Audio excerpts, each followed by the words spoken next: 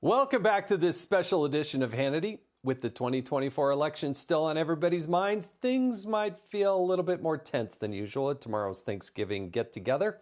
You know, there's always that one at dinner. One USA Today writer wrote, "We can't share Thanksgiving. You voted to deport people who look like me." And according to a CBS News poll, 71% of respondents said they would try to avoid talking politics at this Thanksgiving. So how do we make it through Thanksgiving without losing our cool or our relationships? Here now with reaction is the host of Ask Dr. Drew on Rumble, Dr. Drew Pinsky. All right, Doctor, you always got that one in the mix, right? They got the one. They got the Trump derangement syndrome, or maybe they just won't shut up about talking about politics. So what are you going to do? Well, happy Thanksgiving, everyone. First of all, that one article that says we should be avoiding politics at the Thanksgiving Day dinner, I completely agree with that.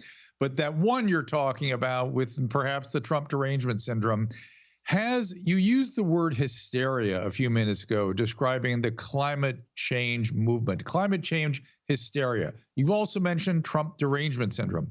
These are hysterias. And hysterias, mass formations, capture groups of people once in a while, and they've captured this country right now. Our job is to de-escalate it. You are not going to change anybody's mind at the Thanksgiving Day table. We must not be as Abraham Lincoln said, we must not be enemies, but friends. We need not be enemies. And remind people, it was Abraham Lincoln who created a day of Thanksgiving at the end of the Civil War. That was the reason we got together as families on this particular day. And it warrants reminding people again of that historical fact.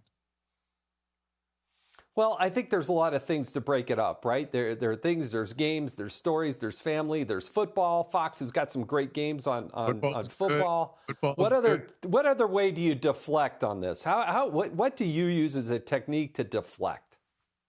So, taking breaks for one thing. It's okay to go outside and take a walk, but also active listening. Look, all roads with hysteria lead, let's face it, to narcissism, right? So whenever you have somebody accusing you are, what you should hear them saying is, I am. It's a projection. So don't take the bait. Don't let it trigger you, and do something called active listening, where you literally don't say anything other than to say, repeating back to them what you believe they're saying. I'm hearing you say, it sounds like you feel. Just parrot it back to them. And particularly with hystericals and narcissists, you will be surprised how much that de-escalates things. Again, rational discourse, not going to work. Containment, active listening, time out for yourself. If you need to get away from it, don't take the bait. That's the way to deal with it.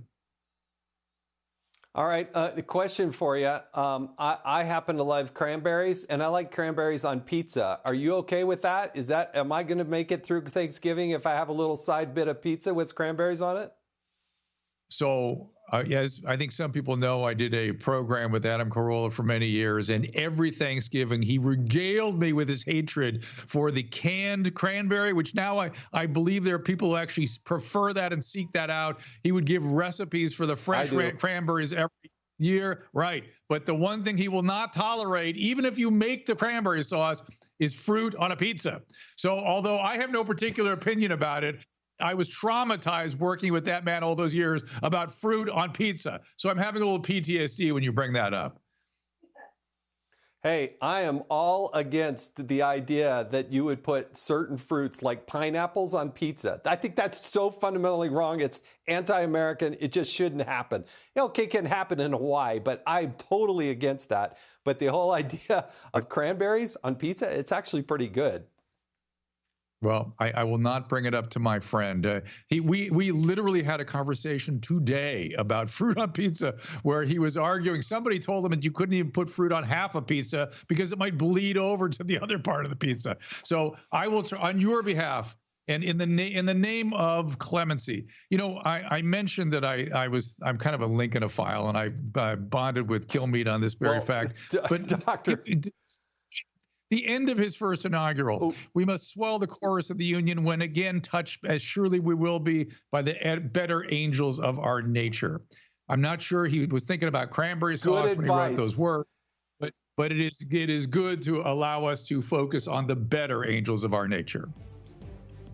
Dr. Drew, thank you for joining us. Hey, Sean Hannity here. Hey, click here to subscribe to Fox News YouTube page and catch our hottest interviews and most compelling analysis. You will not get it anywhere else.